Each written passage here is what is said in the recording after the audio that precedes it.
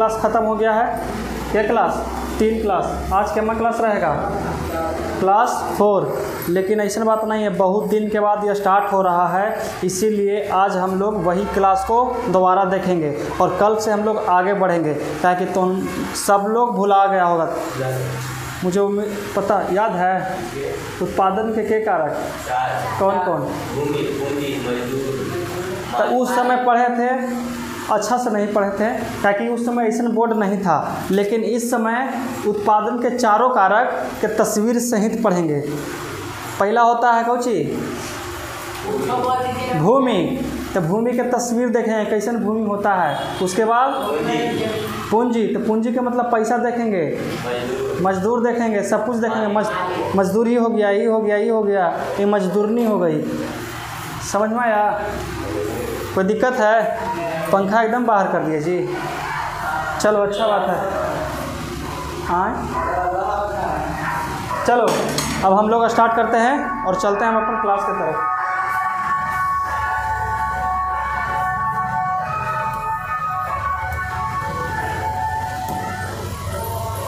चलो, पिछला बार डिफिनेशन हमको लिखवाना पड़ा था। इस बार डिफिनेशन लिखवाने और लिखने की ज़रूरत नहीं है। हम सब का PDF सेंड कर देंगे। हमारा नंबर सबको ले लेना, उसके बाद हम PDF सेंड कर देंगे। घर नोट्स आराम से कर लेना और उसके बाद याद करने की प्रक्रिया जारी रहना चाहिए। समझ में आया? तो पिछला क्लास हमारा कहाँ तक हो गया था बताइए? पिछला क्लास हुआ था कि अर्थव्यवस्था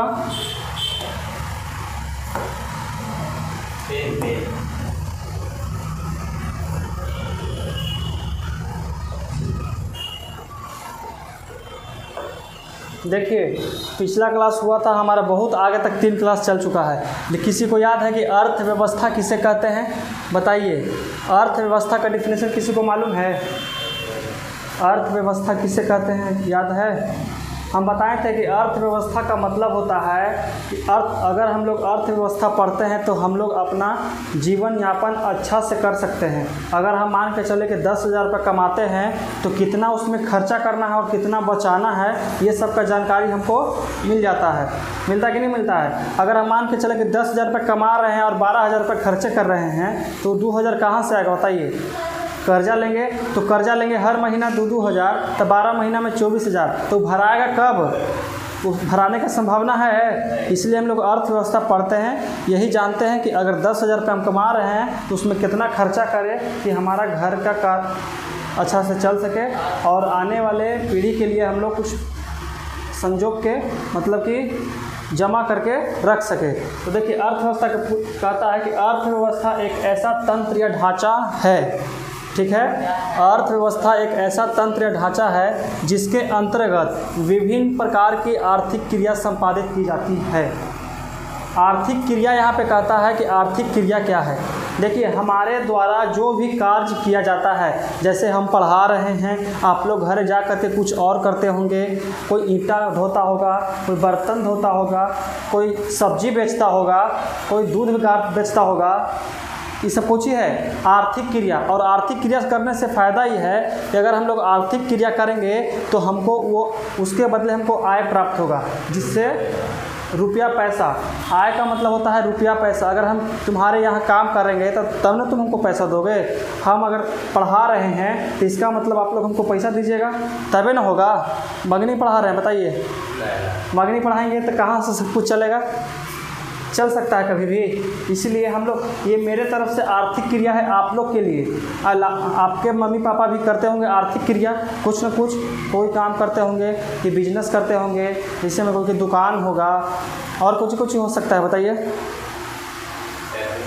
फैक्ट्री और कंपनी एग्जाम्पल। अब देखिए, जैसे में देखिए हम लोग कृषि कर सकते हैं। कौन सी कर सकते हैं? कृषि। कृषि का मतलब होता है खेती। खेती मतलब होता है जैसे कि धान रोपना है, गेहूँ रोपना है, चना बुनना है, सरसों काटना है, मूली रोपना है, फूलगोभी शकरकंद, आलू, लहसुन, बहुत सारा होता है। उसके बाद होता है उद्योग। उद्योग का मतलब क्या होता है? फैक्ट्री। सब उद्योग धंधा। फैक्ट्री, जैसे हम लोग मलाई बर्फ़ के दुकान खोल दिए। मलाई बर्फ़ मतलब सुना था आइसक्रीम, देहात में सब उसको कहता है मलाई बर्फ़। आइसक्रीम फैक्ट्री खोल सकते हैं, चप्पल का फैक्ट्री खोल सकते हैं। खोल सकते हैं कि नहीं खोल सकते हैं? हाँ, पत्तल गिलास कुछ भी खोल सकते हैं, व्यापार कर सकते हैं। अब यहाँ पे व्यापार का मतलब क्या होता है? व्यापार का मतलब सब्जी बेच दिए, सब्जी बेच रहे हैं, किराना दुकान खोल दिए, जानवर के चोकर बेच रहे हैं, खरी बेच रहे हैं। हाँ, जैसे में तुम भी एक व्यापार करते हो, होता है ना। चलिए, उसके बाद कहता है बैंकिंग। बैंकिंग का मतलब होता है जिसमें आप लोग जाते होंगे पैसा वैसा निकालने, तो जो उसमें काम करता है वही सबका बैंकिंग का जॉब होता है, और वो जॉब सबसे आसान और सबसे अच्छा रहता है। समझ में आया? पढ़ लिख कर सब बैंकिंग में जाना चाहो, आराम से कुर्सी पर बैठल रहो, हाथ चलाओ, पैसा लो, उसके अलावा कुछ नहीं। ऊपर थोड़ा सा देखते रहिएगा, क्योंकि गर्मी के कारण कभी बंद हो सकता है, बुझ सकता है। उसके बाद कुछ होता है बीमा। बीमा का मतलब होता है LIC। LIC के नाम सुने हो? LIC वाला आदमी के पास अगर आप लोग 10 मिनट रुक जाइएगा ना, क्या मिनट? 10 मिनट, तो आपको ऐसा समझाएगा ना कि आप उसके पास से उठिएगा तो लगेगा ना कि जीने से अच्छा मरने में फ़ायदा है। ऐसे कहेगा कि आपके नाम पे LIC हो जाएगा, अगर आप मर जाइएगा तो आपके बीवी बच्चों को इतना पैसा मिलेगा, इतना ही होगा, ऐसे होगा। 1 लाख दीजिए पैसा, 5 साल हो जाएगा 10 लाख। हाँ बताइए, 1 लाख देंगे 10 लाख हो जाएगा। समझ रहे हैं ना? LIC वाला आदमी के पास कभी भी भूल के भी आदमी मत बैठिएगा, तो बैठ गए तो समझो कि जीने से ज़्यादा मरने का फ़ायदा बता देता है। ठीक है ना? और उसके बाद कहता है परिवहन। परिवहन का मतलब होता है गाड़ी चलाना, कुछ चलाना, गाड़ी छकड़ा, टेम्पू हो गया, कुछ भी करना। ये सब क्या है? ये सब आर्थिक क्रिया है, जिससे हमको कोची प्राप्त होता है? आय की प्राप्ति होती है। समझ में आ रहा है? कुछ दिमाग में घुस रहा है कि नहीं? घुस रहा है ना? चलो, उसके बाद कुछ है संचार। यूट्यूब क्या है? एक प्रकार का संचार है। फ़ोन वाला बात कुछ ही है, संचार है। आखिरकार सब लोग तो बतियाबे करता होगा फ़ोन से, है ना? सही बात है। उसके बाद याद, ये ना केवल वस्तु एवं सेवाओं को संपादित करती है, बल्कि रोजगार का सेवा भी उत्पन्न करती है। देखो, यहाँ कहता है कि ये जो है ना, ये सिर्फ वस्तु को ही नहीं उत्पादन करता है, बल्कि सेवा का मौका भी प्रदान करता है, रोजगार भी करता है। अगर हम कृषि करते हैं तो बताइए, कृषि करना कोई एक आदमी की बस की बात है? अगर मेरे पास 5 बीघा ज़मीन है, उतना तो है नहीं लेकिन बता रहे हैं, सोच लेते हैं कि अगर 5 बीघा ज़मीन है तो उसको हम अकेले कर सकते हैं? नहीं। तो किसी न किसी को कोची करेंगे, हम लोग मजदूरी रखेंगे। तो उस सब के लिए देखिए, ऐसा बात नहीं है, धरती पर हर किस्म का आदमी है। कोई छोटा काम करता है, कोई बड़ा काम करता है, कोई छोटा काम करके बेसी पैसा कमाता है, कोई बड़ा काम करके छोटा पैसा कमाता है। अगर हम कृषि करते हैं तो इसमें बताइए, अकेले हम 5 बीघा कर लेंगे? तुमको अगर 1 बीघा दिया जाए तो 1 बीघा कर लोगे? रोपने से काटने तक की दूरी 4 महीने तक चलता ना जी। पहले अगर धान रोपना है तो मोरी बुनो, मोरी पटावो, मोरी कबारो, मोरी लेके जाओ, मोरी ढोबो, फिर धान रोपो, धान में खाद डालो, पटवन डालो, फिर उसके बाद कुछ होता है सोहो, फिर उसके बाद वो पक गया तो उसको पटाओ, फिर खाद दो, उसके बाद फिर उसको काटो, काट के अटियाओ, अटिया के बोझा बांधो, फिर उसके बाद कोची ढोबो, ढो करके फिर पीटो नहीं, अब सीधे थ्रेसर में डालो। अब पीटे वाला काम खत्म हो गया, सीधे थ्रेसर में डालो, फिर वहाँ से धान निकाल के घरे आओ, उसको उसानो, फिर चावल निकालो। कितना बड़ी बात है? फिर भात खा जाओ। अभी बताइए, कोई एक आदमी के बस की बात है इतना? सोचिए। तो अगर हम 5 बीघा खेती करते हैं तो किसी न किसी को रोजगार देंगे कि नहीं देंगे? अगर हम 5 बीघा खेती करेंगे तो उन्हीं 5 को जरूर बुलाएंगे, इसको सोहे लगी, बाकी सबके मोरी ढोवे लगी, आएगी ना मधु? देखिए, अब उद्योग में भी है, उद्योग मतलब कि फैक्ट्री हो गया। अगर किसी एक आदमी का फैक्ट्री है तो क्या वो अकेले सब कुछ कर देगा? अकेले कर सकता है? नहीं, उसके लिए वर्कर चाहिए। वर्कर का मतलब क्या? मजदूर चाहिए ना।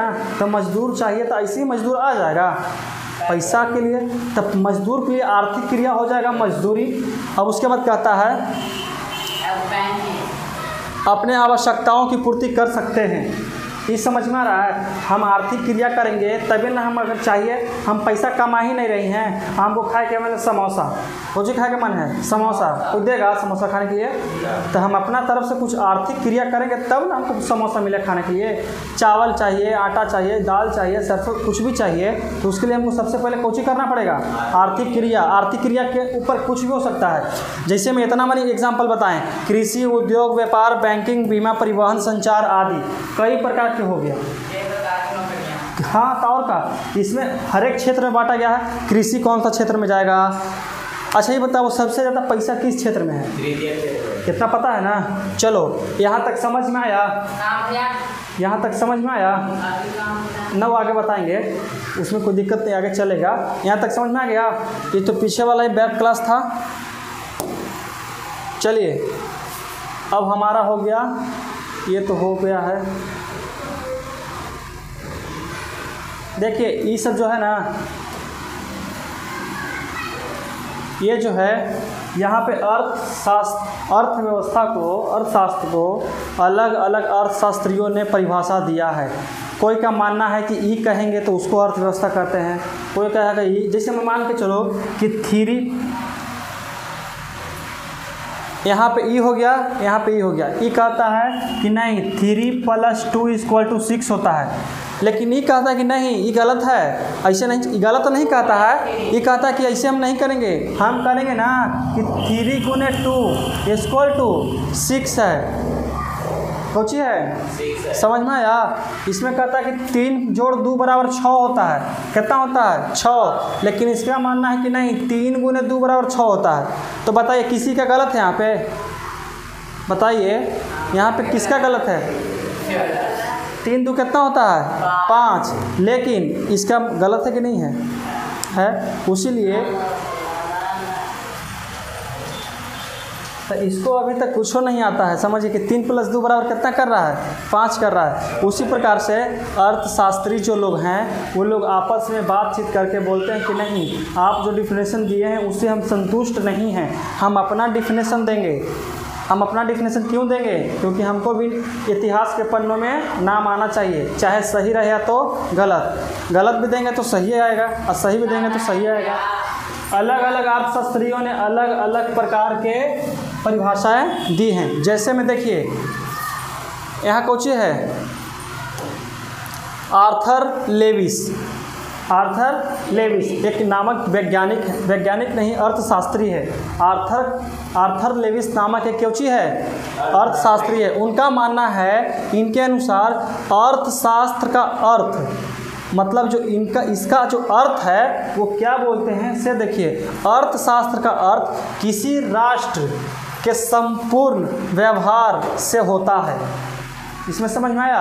अर्थशास्त्र का जो अर्थ है, ये सब नहीं लिखा हुआ था, ये सब लिखाया हुआ नहीं है।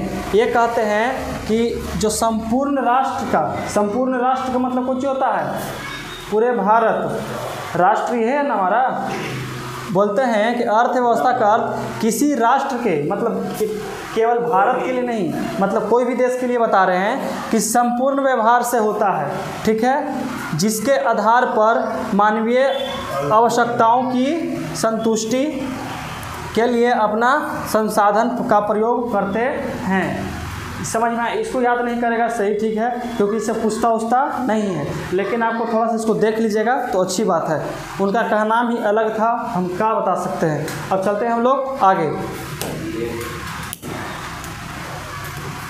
एक आते हैं ब्राउन के अनुसार कहता है कि अर्थव्यवस्था आजीविक अर्जन की एक प्रणाली है। मतलब अर्थव्यवस्था अगर हम पढ़ते हैं और उससे हमारा जो इनकम होगा वही से हम अपना जीवन यापन कर सकते हैं, ठीक है ना। Economics is the system of earning.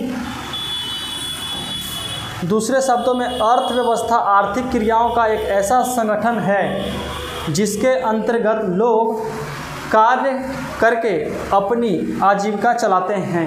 इनका कुछ सही है, किनके अनुसार है? दूसरों शब्दों में ये बोलते हैं ब्राउन के अनुसार, इनका कुछ अच्छा है कि अर्थव्यवस्था आर्थिक क्रियाओं का एक ऐसा संगठन है जिसके अंतर्गत लोग कार्य करके अपनी आजीविका चलाते हैं। सही बात है कि नहीं है?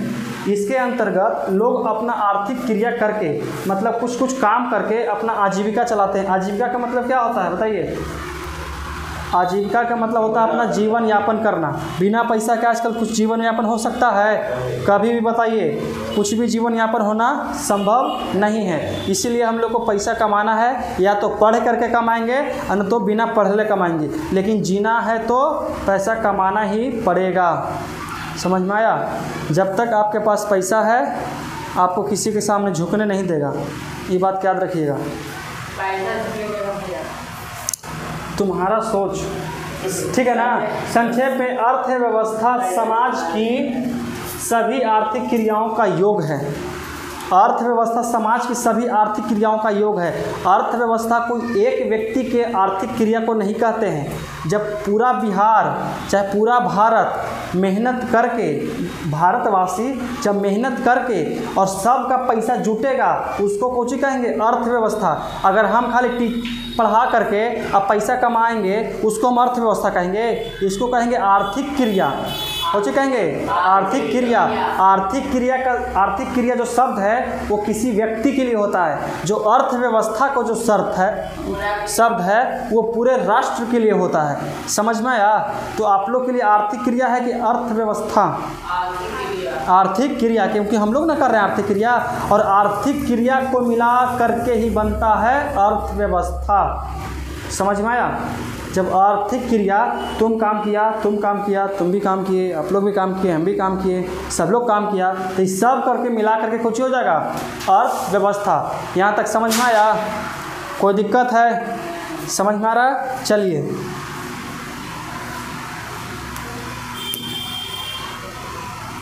आगे का जो टॉपिक हमारा क्या है, यहाँ पे देखिए आर्थिक क्रिया। अब आर्थिक क्रिया का जो डिफिनेशन है अगर पूछ दिए जाए तो कैसे लिखेंगे, उसके लिए आर्थिक क्रिया तो हालांकि सबके समझ में आ गया होगा, आप लोग को समझ में आ गया होगा कि आर्थिक क्रिया किसे कहते हैं, लेकिन यहाँ पे लिखना कैसे है उसको देखते हैं। लिखना है हमारी वे सभी क्रियाएँ, कोची हमारी वे सभी क्रियाएँ, मतलब हमसे हमारे द्वारा कुछ भी किया जाए, ईंटा चुरल जाए, चाहे किसी को गोली मारल जाए, या तो किसी को प्रणाम करके पैसा लिया जाए, या तो किसी से भीख मांग के पैसा लिया जाए, ये सब कुछ है आर्थिक क्रिया है हमारे लिए। कुछ है आर्थिक क्रिया। हमारी वे सभी क्रियाएं जिनसे हमें आय प्राप्त होती है आर्थिक क्रिया कहलाती है। कहता कि हमारी वे सभी क्रियाएं, यहाँ पे क्रियाएं का मतलब समझ आ रहा है? क्रियाएं का मतलब कि हम लोग काम करेंगे, बिना काम कर ले हमको पैसा देगा? आप लोग हम नहीं पढ़ाएंगे, आप लोग पैसा दीजिएगा? बताइए। हमारा जो चैनल है यूट्यूब चैनल है, अगर इस पर हम वीडियो नहीं डालेंगे, जब तक चैनल मोनेटाइज नहीं होगा जब तक हमको पैसा आएगा नहीं। तो चैनल मोनेटाइज करने के लिए हमको क्रिया करना पड़ेगा। वो क्रिया क्या है? वीडियो अपलोड करना, और उसके लिए कुछ करना पड़ेगा, पढ़ाना पड़ेगा। पढ़ेगा नहीं पड़ेगा? पढ़ाना। बिना पढ़े तो वीडियो डालेगा नहीं, और जब वीडियो डालेंगे नहीं तो चैनल मोनेटाइज होगा नहीं, और मोनेटाइज नहीं होगा तो मेरे द्वारा आर्थिक क्रिया किए करवे नहीं किए हैं तो हमको पैसा कौन देगा? कोई देगा? तुम लोग दोगे? कितना दिन तक दोगे? एक दिन, दूसरा दिन क्लास छोड़ के घर है कि खाली पैसा मांगते हैं घर वहाँ गेला पर। चलो ये जो डिफिनेशन है समझ में आ गया? इसमें कोई दिक्कत है? बोलिए। अब यहाँ कहता है, कोई दिक्कत नहीं है? बारिश हो रही है, अंदर ठंडा लग रहा है, हमको पसीना आ रहा है, वो अलग बात है। देखिए अर्थव्यवस्था की संरचना या ढांचा। अब हम लोग पढ़ेंगे अर्थव्यवस्था का संरचना या तो ढांचा। मतलब होता है कि अर्थव्यवस्था को कितने भागों में बांटा गया है। समझ में आया? अर्थव्यवस्था को कितने भागों में बांटा गया है? तो सोचिए, अर्थव्यवस्था को सबसे पहला भाग में बांटा गया है प्राथमिक क्षेत्र। निकालो बाहर। किस में रखा जाता है? प्राथमिक क्षेत्र। कौची? प्राथमिक क्षेत्र। उसके बाद आता है द्वितीयक क्षेत्र। उसके बाद कुछ आता है द्वितीयक क्षेत्र, और उसके बाद तृतीयक क्षेत्र। तो बताइए अर्थव्यवस्था की संरचना मतलब कि अर्थव्यवस्था को कितने भागों में बांटा गया है? कितने भागों में? 3 भागों में। कौन कौन? कोई दिक्कत? प्राथमिक क्षेत्र, द्वितीयक क्षेत्र, तृतीयक क्षेत्र। समझ में आ गया? अर्थव्यवस्था कितने प्रकार के? 3 प्रकार के। कौन कौन?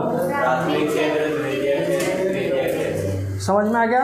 यहाँ तक तो दिक्कत? बस आपको याद रखना है कि प्राथमिक, द्वितीयक और तृतीयक। लेकिन हम देखेंगे कि प्राथमिक किसे कहते हैं, द्वितीयक किसे कहेंगे और तृतीयक किसे कहेंगे। और हम नहीं, प्राथमिक, द्वितीयक, तृतीयक हमारा किस में पैसा ज़्यादा मिलता है, जिसमें ज़्यादा पैसा उधर हम चल जाएंगे। समझ में आया? लेकिन कृषि करना भी ज़रूरी है। अगर चावल नहीं उपजेगा तो खाओगे क्या? पैसा कोई नहीं खाता है, सोना चांदी खाने के लिए नहीं देगा, वो सिर्फ पहनने के लिए काम देता है।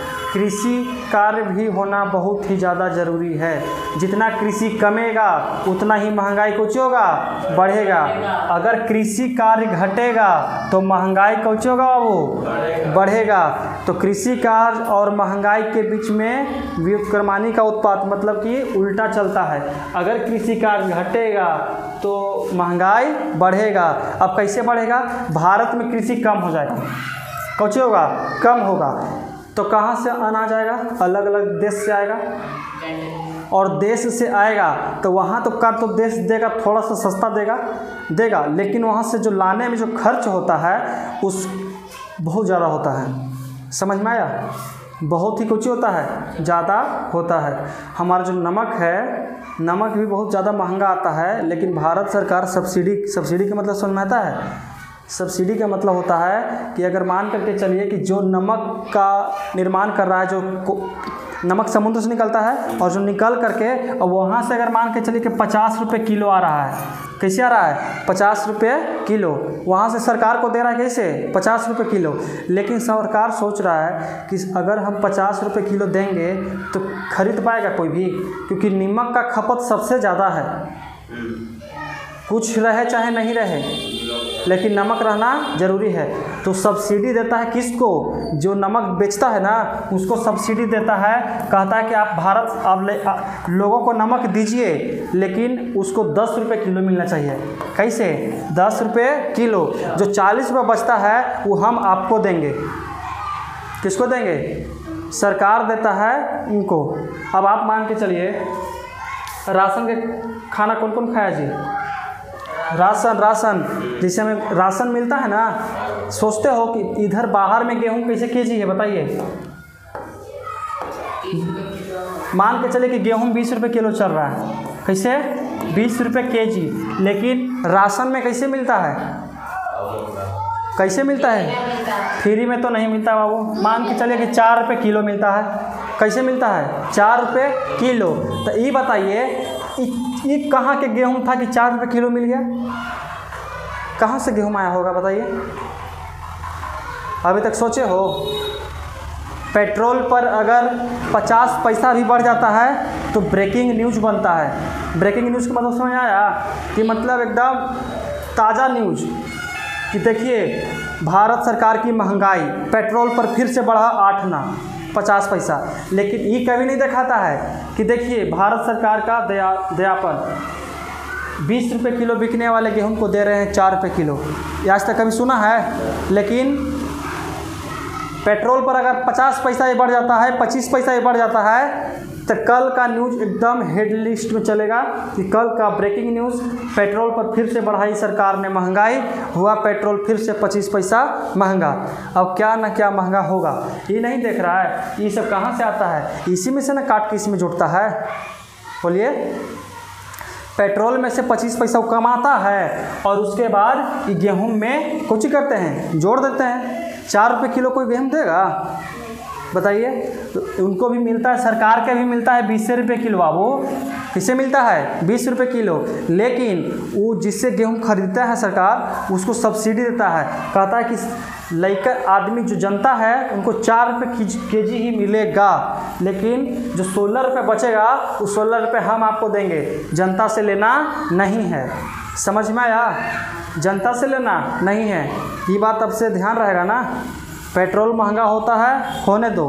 पेट्रोल महंगा होगा तो गाड़ी कम चलेगा, गाड़ी कम चलेगा तो प्रदूषण कम होगा। जब प्रदूषण कम होगा तो उसके बाद वातावरण कुछ ही रहेगा, दूषित नहीं होगा, अच्छा वातावरण रहेगा, कम होगा। समझ में आया? हम तो कह रहे कि 500 लीटर पेट्रोल हो जाए ना, कि सब साइकिल से चलना शुरू कर दें। अच्छा बात है कि नहीं है? बीमारी हो जाएगा। होता है कि नहीं होता? सोचिए। साइकिल चलेगा, एक्सरसाइज हो जाएगा। एक बात बताते हैं तुम लोग को। देखो, एक समय की बात है, एक बहुत अमीर आदमी था। कौन था?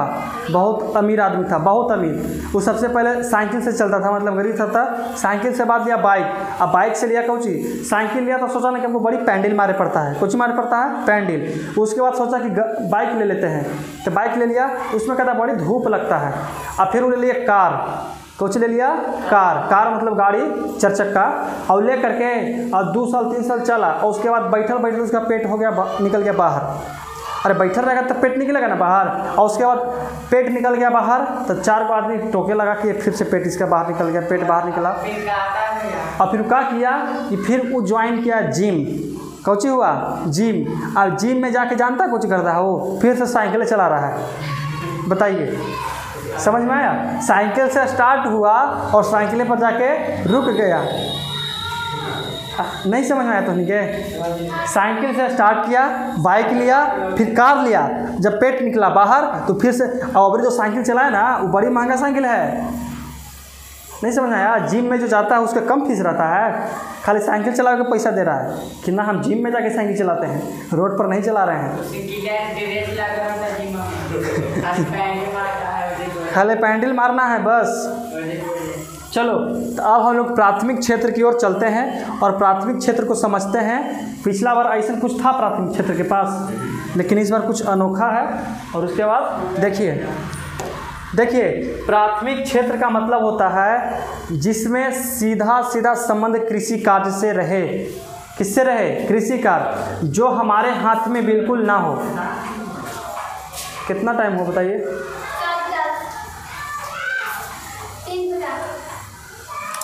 चलो देखो, अभी टाइम नहीं हुआ आप लोग का। देखिए, कृषि कार्य का मतलब होता है सीधे प्राकृतिक पर निर्भर रहना। किस पर निर्भर रहना? प्राकृतिक। क्या है भैया?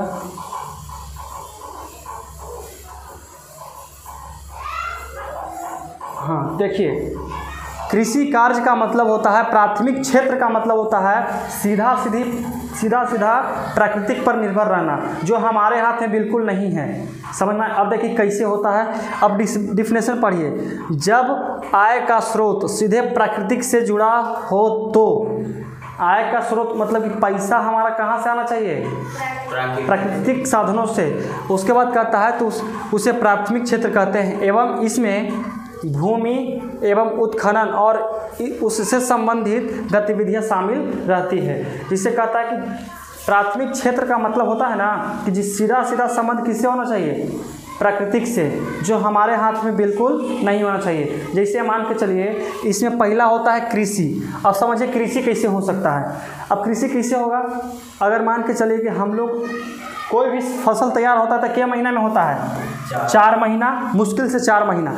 अगर देखिए, अगर हम कुछ रोपते हैं, कौची मान के चले कि हम लोग आलू रोप दिए, कुछ रोप दिए आलू, तो आलू को उपजने में मतलब कि जमने में 3-4 दिन लगता है। आलू अंदर से कहता है देख कोई बाहर है तो ना चलते अब निकलते हैं बाहर हम। समझ में आया? जैसे ऐसे आलू को होता है ना, ऐसे ये आलू है तो यहाँ से इसे निकलता है, और निकले से पहले ऊपर सब देख लेता है कोई है ना तब निकलो बाहर। तो बताइए, आलू का निकलना हमारे हाथ में है। अगर हम चाहेंगे कि आलू आज रोप दिए और कल कबार देंगे, तो जोन रोपे हैं वही निकलेगा बाहर। आओ नेटले पोटल निकलेगा कि नहीं निकलेगा? बताइए, उसमें हम कुछ कर सकते हैं? आलू रोपे हैं तो उसको पटावो, खाद दो, उसके बाद हम उसको कबार सकते हैं। जब वो पूरा तरह से हो जाएगा तब वो हमारे हाथ में कुछ है। अगर हम धान रोप दिए और धान रोपला के बाद 5 दिन के बाद चलते हैं काटे, तो काट सकते हैं? वो हमारे हाथ में है। किसके हाथ में है? प्रकृति के हाथ में है। अब सोचिए, एक बड़ा सा पहाड़ है, सोचिए बड़ा सा पहाड़ है और अंदर उसके सोना है।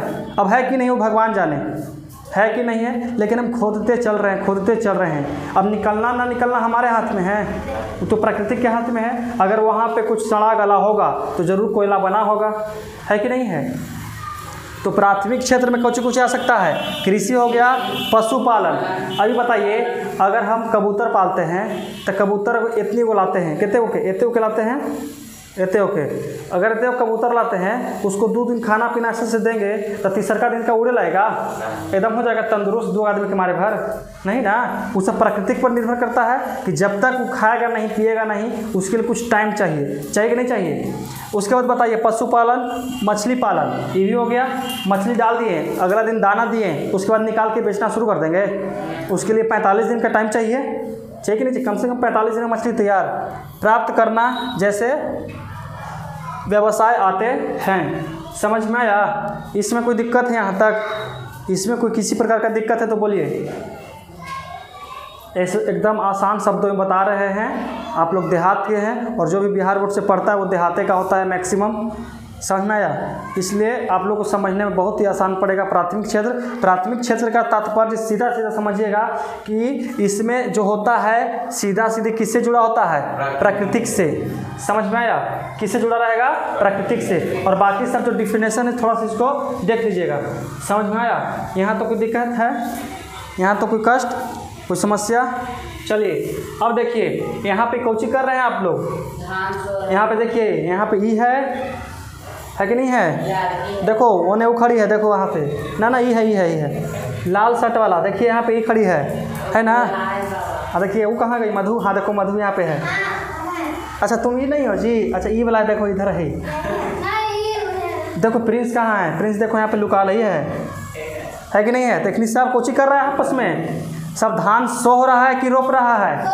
सोह रहा है। तो खेती बाड़ी कौन सा क्षेत्र में? प्राथमिक क्षेत्र में। पशुपालन, आलू रोपना प्राथमिक क्षेत्र। कोई दिक्कत यहाँ तक? पशुपालन, मछली पालन, उत्खनन किस क्षेत्र में जाएगा? अब बताइए ये कौची कर रहे हैं भाई? देखो ये बैल के हाँक रहा है। तो कौची कर रहे हैं? रोप रहे हैं कि कोड़ रहे हैं कि जोत रहे हैं? तो कौन सा काम हो रहा है? खेती बाड़ी। कुछ हो रहा है खेती बाड़ी। इसे किस कौन सा क्षेत्र में? कौन है बाहर है? फेंक दो नहीं था ऊपर से। समझ में आया? यहाँ तो कोई दिक्कत? देखिए अब इसमें आया है ढेर मानी, जिससे में हो गया गेहूँ उपजाना। कौची? ये देखिए कौची है? इसको कहते हैं सुअर, मतलब पिग। समझ में आया? यहाँ पे देखिए ये मुर्गी है तो मुर्गी पालन कौन सा क्षेत्र में? मुर्गी पालन। और उसके बाद आता है कौची है यहाँ पे जेसीबी ट्रैक्टर, इसे सब हटा दो। यहाँ पे देखिए गाय है तो गाय पालन, दूध निकाले वाला। अरे जो दूधवा जिसे निकलता है जी, हमको नहीं निकाले आता है, लेकिन बताइए आप लोग कौन सा क्षेत्र में? यहाँ पे देखिए ये सब फल उपजाना, अंगूर उपजाना, सेब उपजाना। यहाँ पे ये कौन सा जानवर है? बंदर है, कोची है? अच्छा रुखी है। तो बताइए ये सब कौन सा क्षेत्र में जाएगा बाबू? ये सब कौन सा क्षेत्र में जाएगा? कौन सा क्षेत्र? तो प्राथमिक क्षेत्र में। और दिक्कत होगा, एग्जाम में पूछता है प्राथमिक क्षेत्र तथा द्वितीय क्षेत्र में अंतर स्पष्ट कीजिए, एकदम साफ साफ। हाँ ऑब्जेक्टिव 100% है कि एगो निकलेगा, गारंटी के साथ। चिंता मत करो, इसका ऑब्जेक्टिव एकदम तैयार होल है, गरम गरम, बस खाली निकाल के आप लोग को खिलाना है। निकालिए, खाइए, उसके बाद कुछ नहीं। अब चलते हैं हम लोग आगे। यहाँ पे नीचे में कुछ लिखा है, जो लोग इस क्षेत्र में कार्य करते हैं उन्हें लाल कॉलरधारी कहा जाता है। ये मोस्ट वेरी इंपॉर्टेंट ऑब्जेक्टिव है, इसको थोड़ा सा याद कर लीजिएगा। कुछ है याद? जो लोग प्राथमिक क्षेत्र में कार्य करते हैं उन्हें लाल कॉलरधारी कहा जाता है। समझ में आया? बताइए प्राथमिक क्षेत्र में काम करने वाले लोगों को क्या कहा जाता है? लाल कॉलरधारी। समझ में आया? जैसे पसीना, धूप में काम करने के बाद चेहरा लाल हो जाता है ना। अच्छा बताओ, ऑफिस में एगो रहा एकदम रूम में बैठल, एगो होता है जो ईटा ढोइत रहता है, तो बताइए उस सबके धूप के चलते चेहरा कुछ होता है लाल। वो लाल हमनी के नहीं होता है, गोरकन के होता है, गोर गोर आदमी के। हमनी पर कोई प्रभाव पड़े वाला है जी? हैं लाल हो करिया, हमने हमेशा करिया रहेंगे, देखेंगे ना। हाँ ये सब गोरकन के लिए, जो गोर गोर आदमी है ना, सुंदर सुंदर, वो सब अगर 2 घंटा धूप में निकल जाए ना तो सबका चेहरा लाल लाल। तो बताइए लाल लाल का मतलब लाल कॉलरधारी। तो ये कब होगा? जब ऐसे काम होगा तबे ना होगा, कि एसी में बैठे से होगा? बताइए। जैसे यहाँ पे मधु है, देखो यहाँ पे ये है। अच्छा ओने है। हाँ यहाँ पे देखो कुछ गुंजन है। तो बताइए लाल कब होगा? जब धूप में काम करेंगे। और धूप में काम कब करेंगे? जब हम खेतीबाड़ी करेंगे। और खेतीबाड़ी कौन सा क्षेत्र में? प्राथमिक क्षेत्र में। यहाँ तक समझ में आया? कि बताइए जो प्राथमिक क्षेत्र में जो लोग काम करते हैं उसे क्या कहते हैं? लाल कॉलर धारी। यहाँ तक कोई दिक्कत, कोई कष्ट, कोई परेशानी? चलो तो हम लोग आगे चलते हैं।